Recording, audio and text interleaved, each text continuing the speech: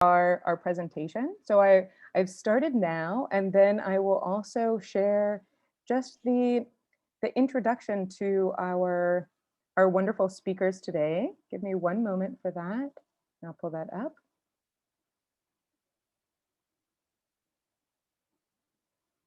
Okay, so sharing. It's so great to see all of you here. Really appreciate it, and such a fabulous group of people. So the recordings will be available online, PowerPoints as well. All right, and Almira will be introducing our speakers today. Yes. So today the first speaker is Dr. Mariza Tsakalerou, and she is an active researcher, practitioner, and academic in knowledge management, business clusters, innovation networks, and entrepreneurship. Her current research interests focus on the relationship between group learning modalities and new product development. She was a ministerial advisor for public policy initiatives and open administration and e-governments before becoming an assistant professor of the Master of Engineering and Management program at Nazarbayev University. Dr. Tsakalerou co-founded and developed and later sold A.com consultancy, responsible for the social media accounts of manufacturing and service firms. She is currently serving on the management board of Vertitech, a leading software developer and installer of educational management systems worldwide. Dr. Tsakalerou is active in international fora such as the OECD Idea Factory, the European Innovation Summit, the Joint Institute for Innovation Policy, and the European Higher Education Society, and a contributor to the Asia-Europe Foundation's Education Hub. Dr. Tsakalerou is a member of the Society of Women Engineers, and she serves as a reviewer for the International Journal of Learning and Intellectual Capital and the Journal of Science and Technology Policy Management. Now, please, you can start your presentation. One more person. Okay.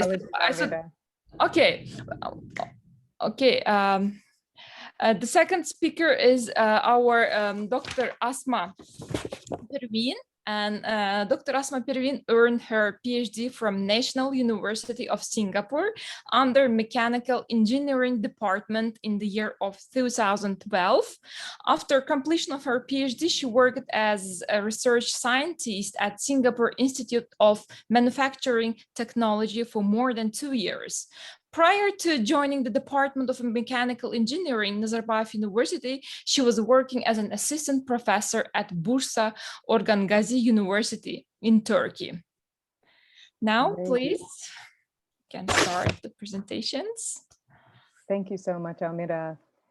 Yes, so the floor is yours now, Dr. Mariza and Dr. Asma.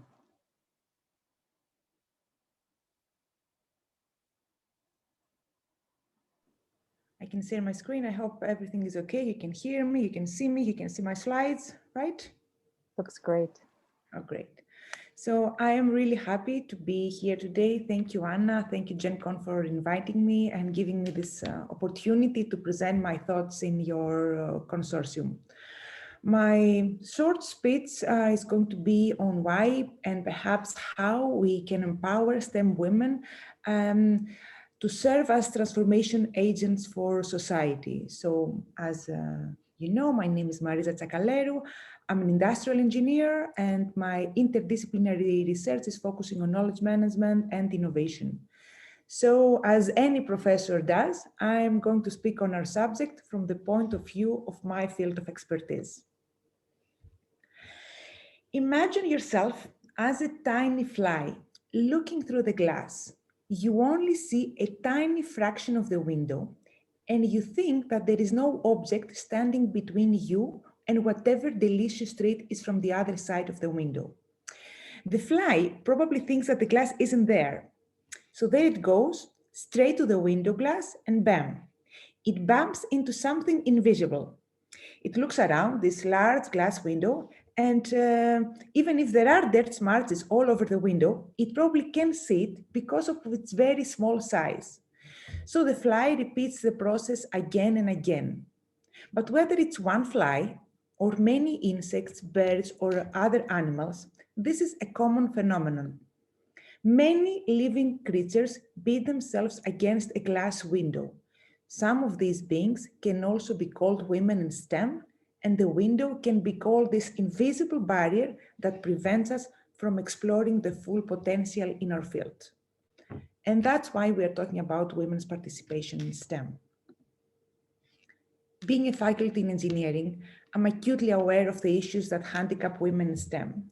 And having this in mind, me and my colleague Asma, we decided to investigate the gender gap in science, engineering, and technology, its causes, and if possible, recommend some interventions.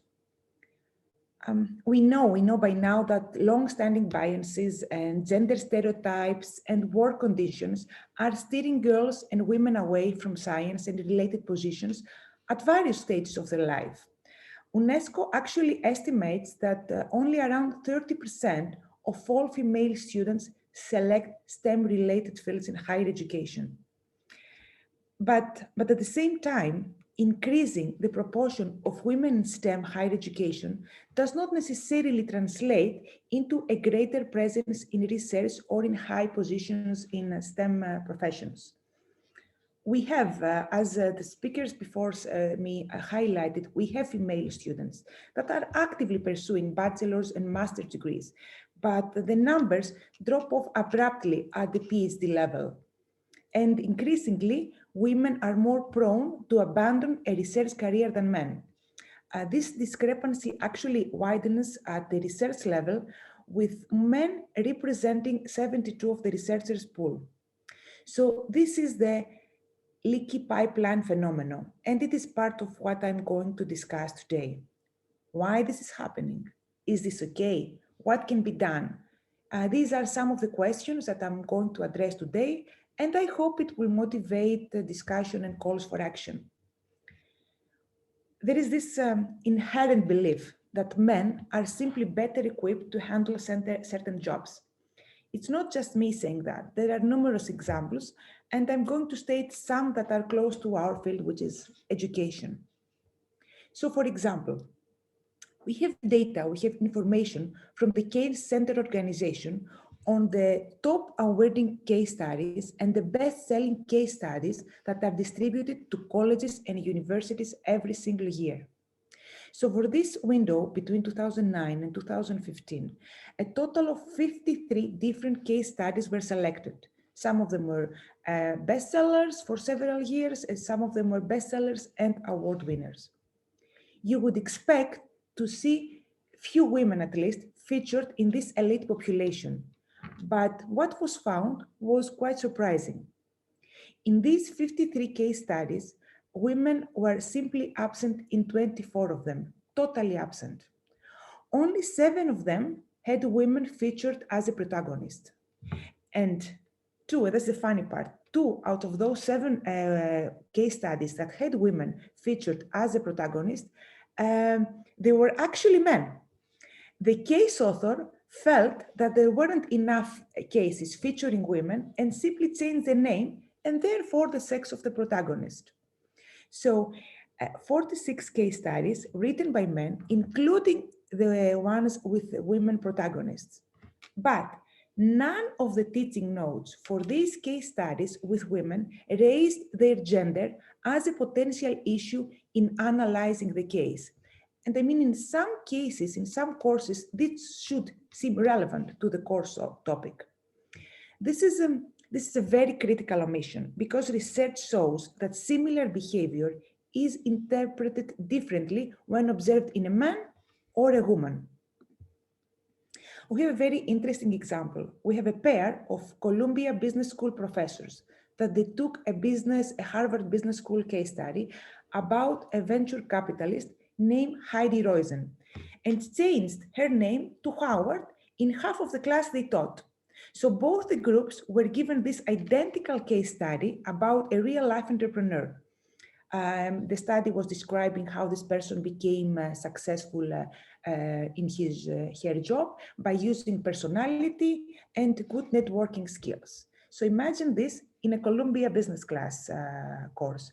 Students split into groups and both groups read the exact text, except for the name change. One group is reading about Heidi, and the other group is reading about the entrepreneur named Howard. The professors then surveyed the students about their impressions of Heidi or Howard, and they asked the students how they felt about the entrepreneur's personality. The results were shocking. While both Heidi and Howard were rated as equally competent, students said that they found Heidi less humble, more power-hungry, and more self-promoting than Howard. Howard was considered as a likable colleague, more likable than Heidi, and she was considered as selfish, not the type of person you want to hire or work for. The Howard case study group found him to be smart and leader material, while the Heidi group considered her as too aggressive.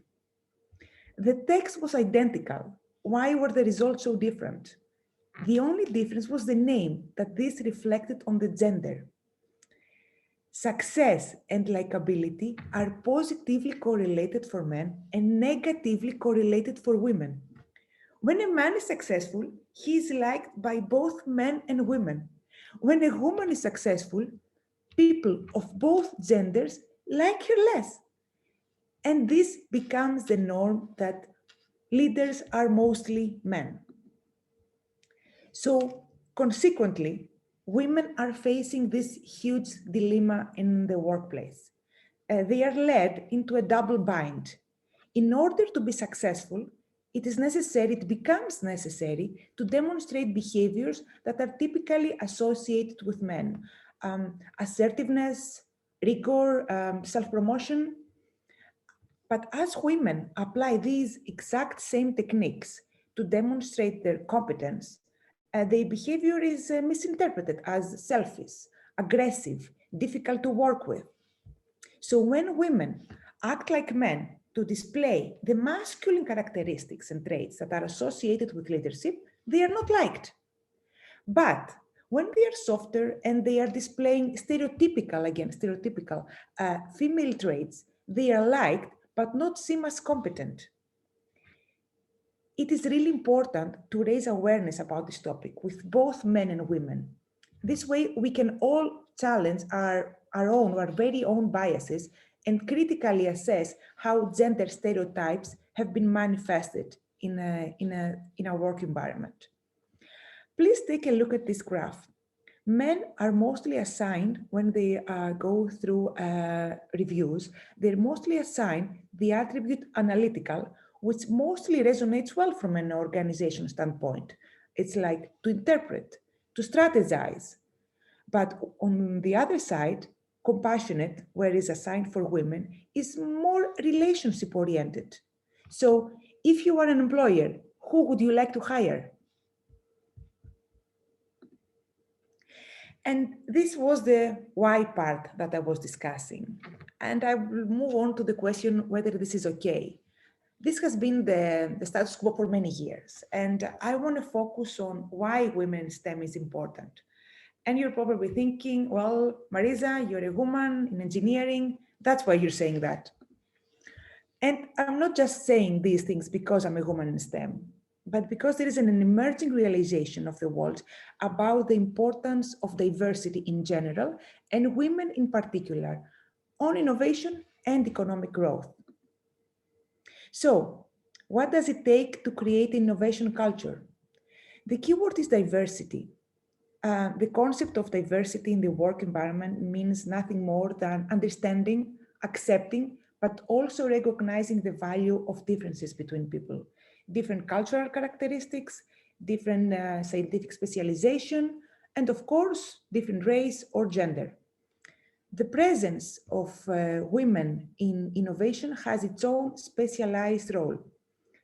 If we have to think, we will have to wonder, why do we have to depend to only half of the population when the challenges are enormous? Well, as you can see from my slide, the impact of diversity innovation is well discussed and has been analyzed in many research institutions. The correlation between the companies that have a gender diverse management board or gender diversity overall in the working environment is proven to be quite positive and to improve business performance. It has been known for years now that there is a significant relationship between diversity and the profitability of a business. And it is a very current issue that is discussed in all progressive and innovative organizations.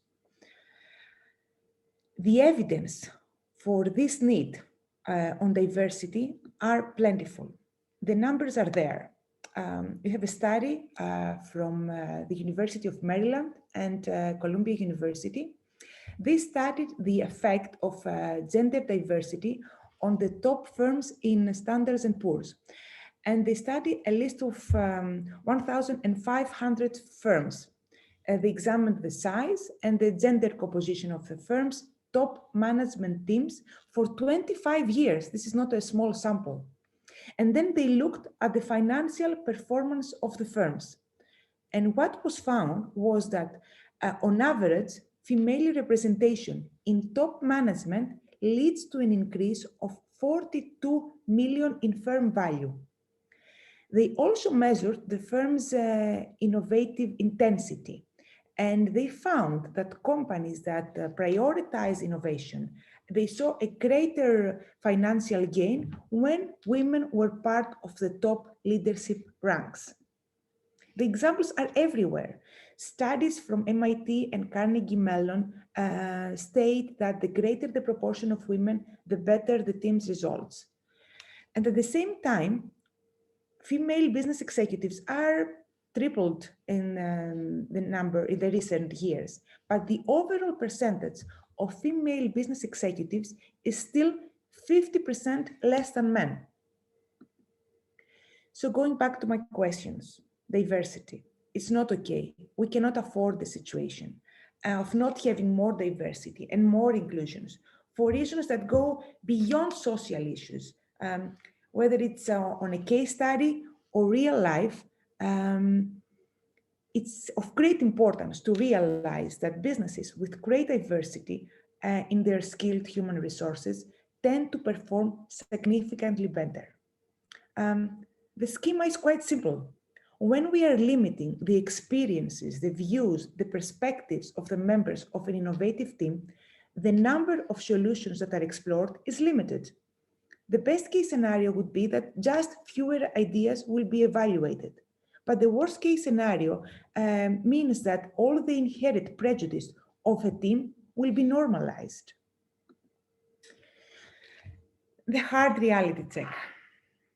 Whether this is a research and development team or a corporate environment, women are not making to the top of any profession anywhere in the world. It's not my quote, it's not me saying that, that's a quote from billionaire Facebook COO Sheryl Sandberg. You name it. The numbers tell quite a story. 190 heads of state, 9 of them women. In the corporate sector, women at the top are C-level jobs, board seats, it tops out at 15-16%. Of all the people in the parliament, women are only 24%. And this state of mind is from 2019.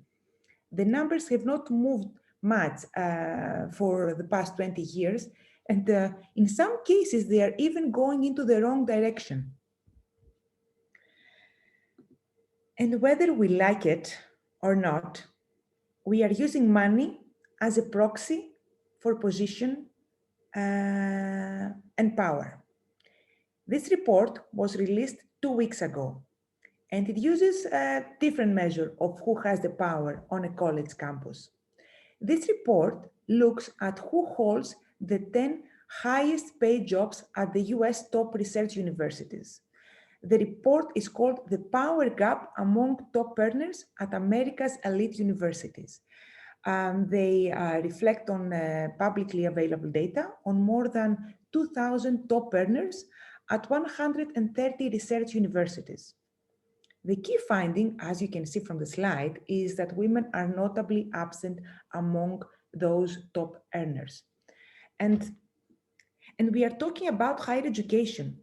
In addition to being a moral exemplar, I think it could and should be the first sector in every sector, in every economy, to reach gender parity. So we have this data that are divided into three groups: core employees, it's about presidents, provosts, deans, faculty, medical center positions, and any employees who work in athletics. So the report details actually that there is no shortage of women. 60% of women occupy professional jobs in higher education, but that hasn't translated into top pay for them. Women were 24% of the top earners in the core group of employees, and just 18 of them held the highest paying position at their institution. The share of women among top earners at medical center was even lower at 12%.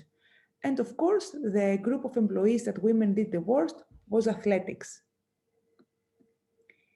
And if this is true in advanced and progressive societies, Western societies, the reality checks for the rest of the world are equally disappointing. On average, in Kazakhstan, where we are located now, a woman's salary is 67% of a man's salary. And only 2,000 women were involved in programs like Nurzoli, and they only account for 11% of workers involved. In countries like Kazakhstan that they want to accelerate their development trajectory, we know that innovation is the key to success. But innovating while increasing the participation of women with proper allocation of the talent, why depend to only half of the population? So on the left side of my slide, you can see that the conclusions from UK's Innovation Investment Fund, they characterize that women's involvement in the country's innovation ecosystem is crucial to the future. On the right part of my slide, you can see how women innovators are lacking. We can see that the percentage of female inventors is of course rising, but the improvement is so slow that we will need 118 years to reach gender parity.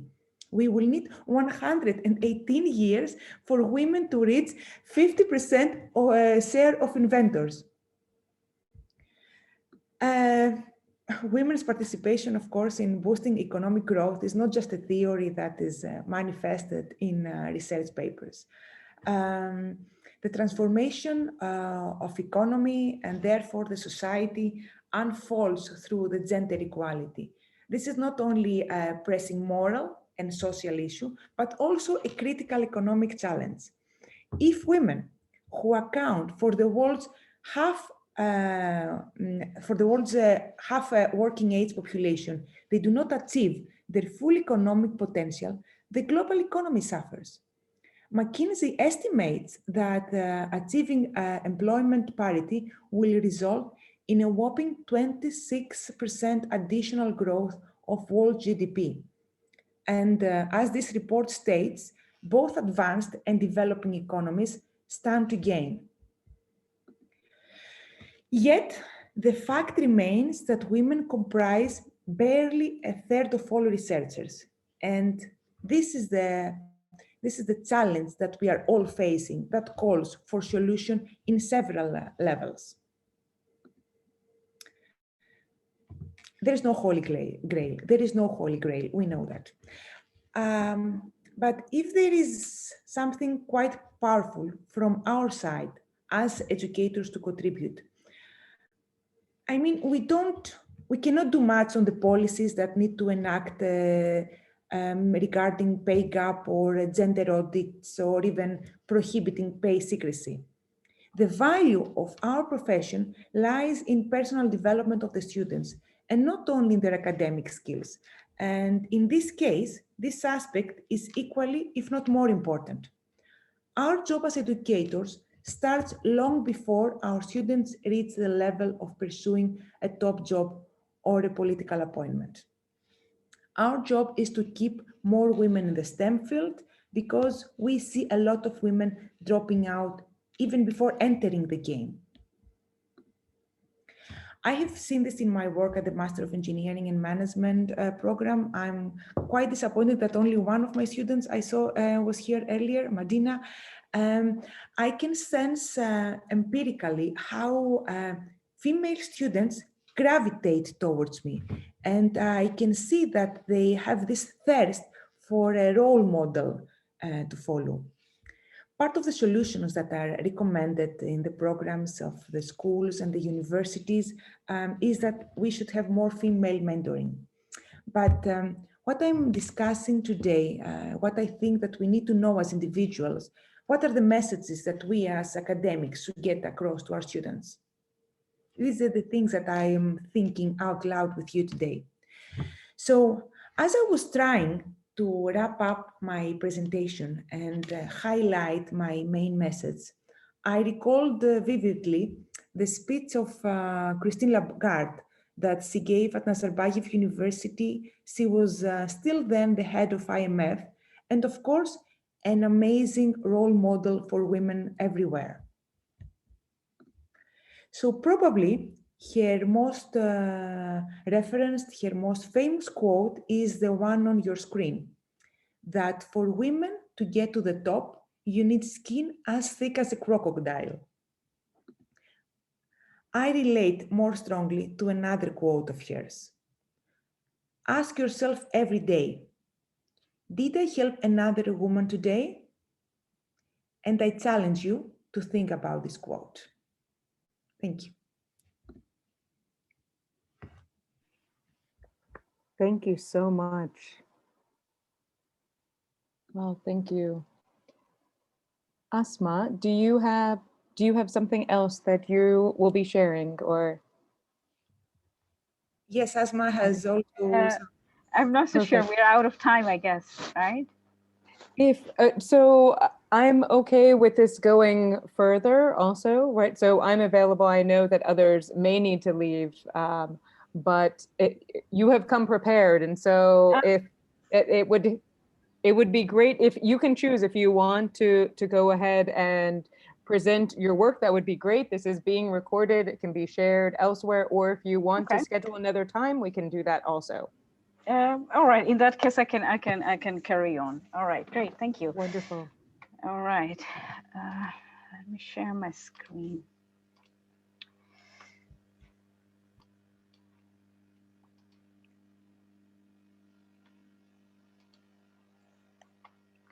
Okay. Thank you very much for giving me the opportunity to talk about this. Just give me 1 second. Very good afternoon to all of you.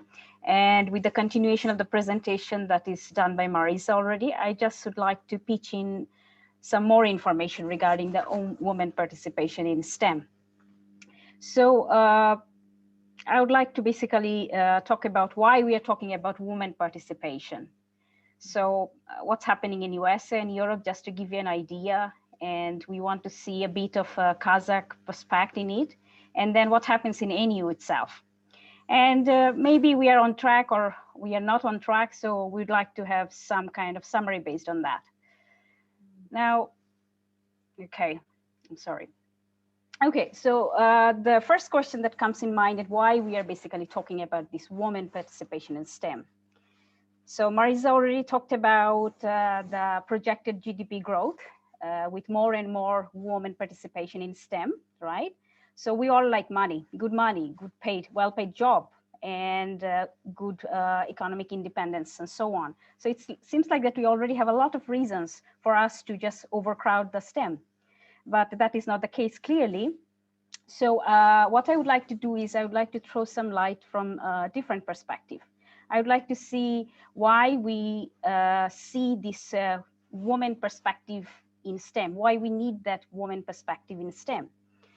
So, of course, clearly there is no equal participation or representation of women in STEM. In fact, Mariza already mentioned about 1/4 of women that is working in STEM field, and not to mention about the top executive positions that are holding only like 11% of the women. So what is the big deal about the fact that women doesn't want to get involved in STEM? So the way I see it, like we have been actually taking our men as the specimen of our species. So in this way, the result is like we are endangering our women. So let's see what does it mean basically, okay? So for that, we need to understand what science is missing when women are missing in STEM, all right? So we can start with maybe some design problem. So we usually encounter a huge amount of bias and ethical concern when technological solutions that we see mostly are developed by the team that are made of men only. So every day, as a woman, we come across the product that are designed just not right. So how is so? Let me give you an example. So when the airbag first invented, that was invented to prevent the injury during any car accident, right? So it was designed by the team of a man and then designed for man only. So women, as a woman, when we drive, we tend to go forward because we are smaller in size. So we need to reach to the pedal, and then we have to also sit upright so that we can see over the dashboard, right? So this is not the correct driving position. It is basically out of driving position. So women being in smaller, we didn't see much benefit from this technology, okay? But only when the women were included in the design team, the problem like that, start seeing some sort of better solution. So we need diverse perspective, as Mariza already mentioned, to solve any problem and to create any product or any solution that comes with less biasness. So being half of the population of this planet, I think it is equally important that we represent our women's perspective in everything, basically, right? So let me give you some more example. Men are more likely to be involved in car crash, right? So which means that they dominate the numbers of the injury that happen. But when the woman is involved in car crash, she is more likely to get injured 73% time greater than man. Okay, and it's also likely that she is more likely to be 70% time likely to die. Okay, so it's all to do with the basically how this car is designed and for whom it has been designed. And then we can think about also the other kind of risk. That is, when you're in the car, you have a rear end collision. So being women, we have less muscle on our neck and then upper torso. So this makes us more vulnerable to whiplash, which we are more likely to be 3 times get the whiplash compared to the men. So the car design is normally amplified this vulnerability. So the car have been designed mostly because the car crash test dummies are based on the male. And the situation become more worse for the pregnant woman. So although there are pregnant crash test dummy already in there in 1996, but testing is not still done. I mean, it's not really a government mandate, neither in US nor in EU. So in fact, even this car crash causes quite a number of fatal death and related to a lot of maternal trauma. We didn't really develop any kind of seat belt that really works for this pregnant woman. So the research shows that these pregnant women, they use this standard seat belt, and more likely, like 62% of the trimester pregnant women, they don't really fit this design. So here we can note some point, like being smaller, a woman may sit closer to the steering wheel, or they might use the seat belt in a different way. But the difference is basically not just in terms of shape, size, or position. For example, the female pelvic has a different geometry. And then the male neck is stronger. So when it comes to the force that can bend. So the internal makeup of female bones are very much different than that of the male. And since the crash injuries and then fatalities that are often related to the bone fractures, so this may explain like a lot of disparities between the sex when we opt for the same design for man and woman. And we can also think about the personal medication. Probably you were aware of the fact that there is exclusion of women in the past toxicology research, right?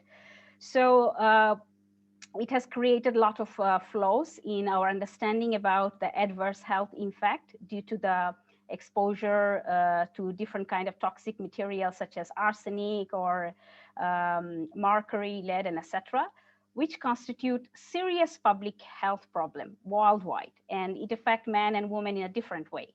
And this lack of data on women in toxicology model basically put us in potentially more risk. So a drug will be more dangerous to women than to men if we don't know actually what is its impact on women. So this hinder basically the goals of this personal medication.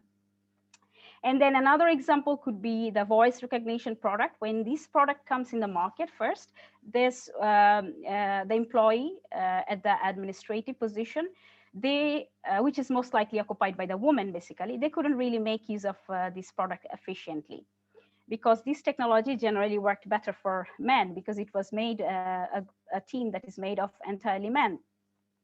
So it could be better effective if the voice recognition algorithm would be more sensitive towards the frequency of the female voice, which is usually different than the man.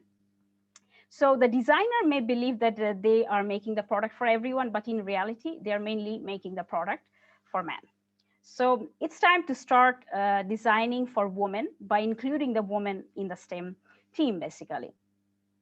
So I would like to give us some data, as I promised in the beginning of the presentation. So this is some women participation data across the United States. Although over half of the college-educated workforce is women in USA, but they made up only, let's say, 29% of those people, women, that are involved in science and engineering occupations. So if you can see in this graph, we can see the substantial gender gap in engineering and computer occupation. And this fact basically contributes towards the underrepresentation of women in STEM. But the overall women representation in STEM is roughly between, like, I would say, roughly 35%. And so what happens in Europe? Okay, so, the data looks a little bit better. Okay, so here in Europe, you can see that 41% of the scientists and engineers are women. But the women that outnumber men in the same profession, we can see on the left corner, there is Lithuania, Bulgaria, Latvia, as well as some of the non-EU countries like Norway on the right side.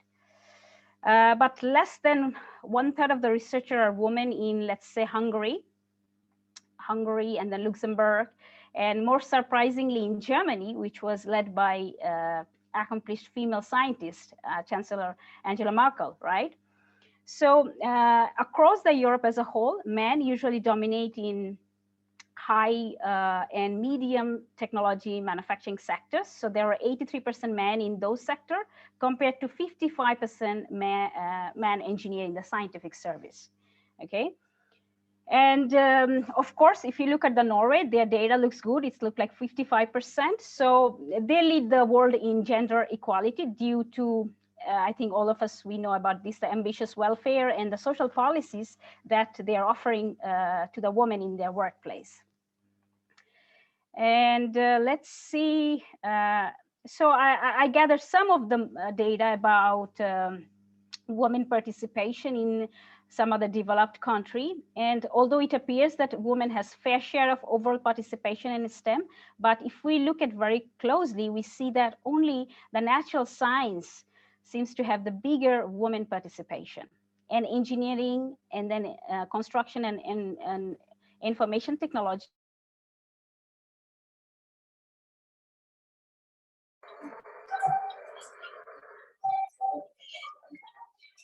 Undergraduate in such a way that they don't have to work in a harsh industrial environment. And interestingly, these data reflect the scenario from the developed country, and we can imagine what is happening in underdeveloped country, right?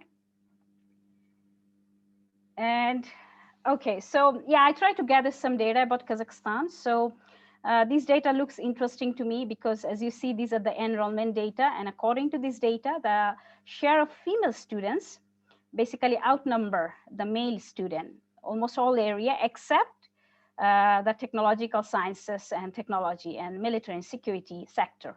And also, if I look at the data for the master's degree, this is also look like women are more likely to get this master's degree compared to their man counterpart. So this data suggests, yes, women are more likely to continue their higher studies than the male, right? So they are quite studious in Kazakhstan. And after that, we can also see their percentage of female students in higher educations by major. So we can see here among the STEM majors, female students greatly outnumber male in science, slightly outnumber in mathematics, and engineering seems to be very much male dominating field as everywhere in the world. So, and the next slide shows basically the leadership position. So again, men are mostly dominating in the leadership role or the senior position in the higher educations. Although this leadership skill has nothing to do with the gender or ethnicity, but this kind of poor representation of women in the leadership basically leads to scarcity of female role model in Kazakhstan. And therefore, there is a greater tendency to perceive that leadership position is primarily masculine. And I think that's the reason women can be considered as less competent for leadership position here in Kazakhstan. So the next slide, yeah, I have some data from NU. I hope you'll be enjoying this. So I tried to gather some data. It's not really official data. It's like an unofficial data I got from the course enrollment. So these are the data based on several years for our engineering student. And if you look at the data, you see that civil engineering and then the chemical engineering, there are quite a bit of very good amount of women participation, right? But if you look at the mechanical and electrical, there is a lack of women participation. Especially, I can talk about my own department. Mechanical engineering really has a less number of female students. So I really don't wonder why, because when I was student, we were 4 female out of 70 students. That makes 5% of the class back in 2002. And the current participation rate, as you can see from this data, is roughly less than 20% in mechanical. So as a woman and also as mechanical engineer, I know how hard it is to get a job back then in industry. And people doesn't want to see women in the engineering factory. And I believe not even when I went for the internship. So my professor made sure that I take the internship in a place where I don't have to do anything. So I went for internship, and 2 months I sit, I eat, and I read, and that's all. So the scenario has not been changed because I got the similar feedback from our female students in engineering, because they got they got this internship, they go there, they're asked to do official work, to make tea, and so on. So yeah, that's kind of interesting. Even after 20 years, the situation is same. So then let us look at the faculty distribution in STEM. So I'm talking about NU, of course. So here, clearly, our female faculty are again underrepresenting, even though we have faculty from all over the world, right? Other than the Kazakhstan. So roughly, we have 20% faculty that is female in STEM, not only in our school, but I'm talking about also like physics, chemistry, biology. So what about our leadership position? Do not get shocked. All right. So as you can see here, I try to take some data based on the professor, associate, assistant, and then postdoc position, and then divide them male and female. So yes, we do not have any full professor in School of Engineering and Digital Science. And yes, we have only one female associate professor, that is Elizabeth, who happens to be our vice dean, thanks to our dean. All right. And if I look at the assistant professor, female, we have some good number, but still we are actually a smaller part of the total number of the assistant professor that we have in our school. And in terms of postdoc, yes, we do have some gap. But computer science department seems to have good number of female postdoc. So, so yes, we are not there. We are not on track. So what we can do?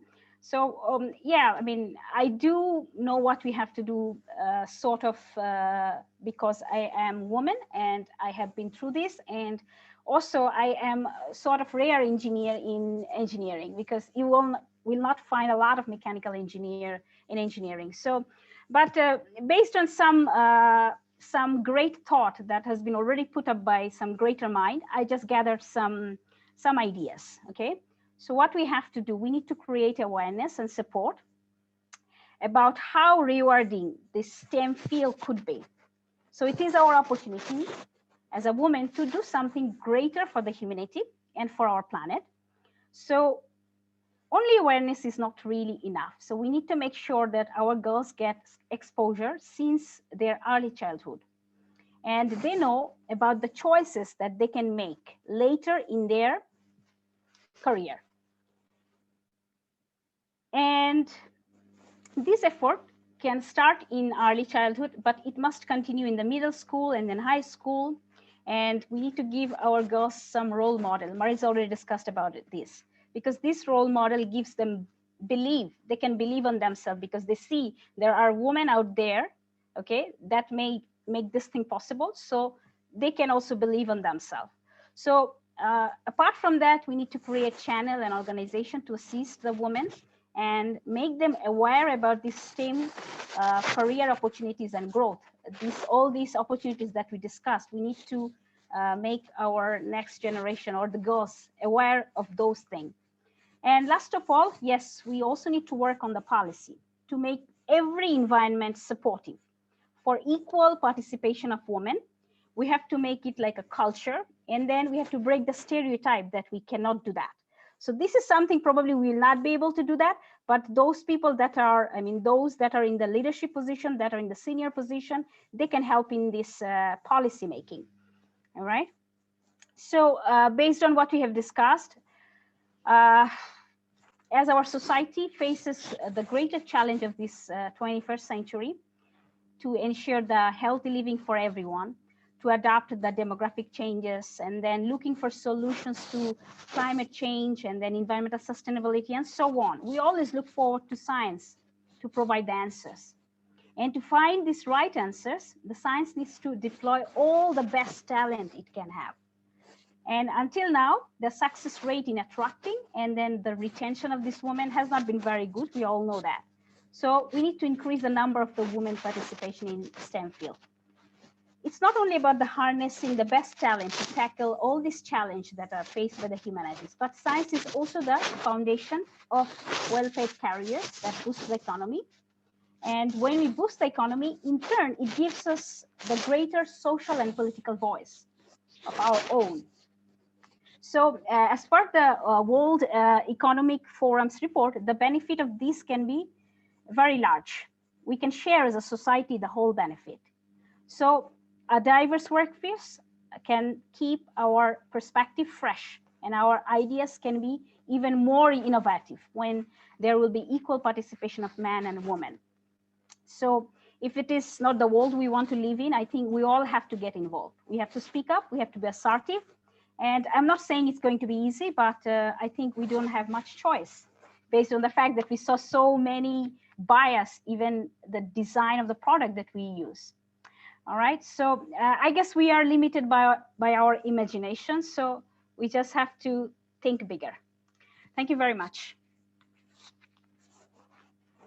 Thank you so much, Dr. Asma.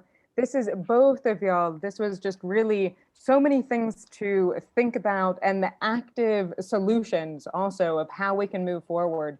Thank you all also just for sticking around with us. So I have if y'all have another 10 minutes available, then what we could do is have a bit more, some Q&A, as I know that people were very interested in this topic. So I wanted to just kind of mention again, right? We're looking here at empowering STEM women, it's a transformation agent for society. And this perfectly fits within what we do with the Consortium of Gender Scholars, in particular this week, right? We just celebrated International Women's Day, and where we've looked to extend it into Week of Women, where it goes beyond just a level of, you know, perhaps presenting flowers and other gifts and recognizing the external beauty or caring, some of these other terms, right? Compassion, as Mariza, you were mentioning these terms, and also to recognize the analytical nature, the power, the influence, and these other major roles in which women have taken on. So I will stop sharing now and open the floor.